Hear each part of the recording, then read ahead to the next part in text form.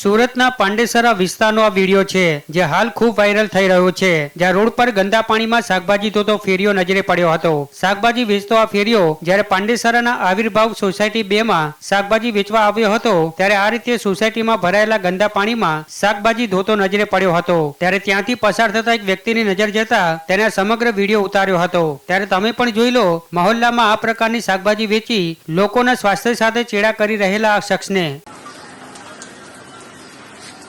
क्या कर रहे हैं? कौन सा पानी से धो रहे हो?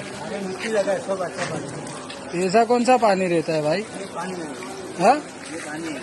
पानी है क्यों पूजा कर रहा है? मैं कुछ कर रहा है। तो बहुत अच्छा पानी तो तुम धो रहे हो ना भाई? है ये मिट्टी लगा था। मिट्टी लगा था। तुम ये सब चीज खिलाओगे फिर है ना दूसरे को? ये पानी में धोने का है क्या तुम्हारा? हाँ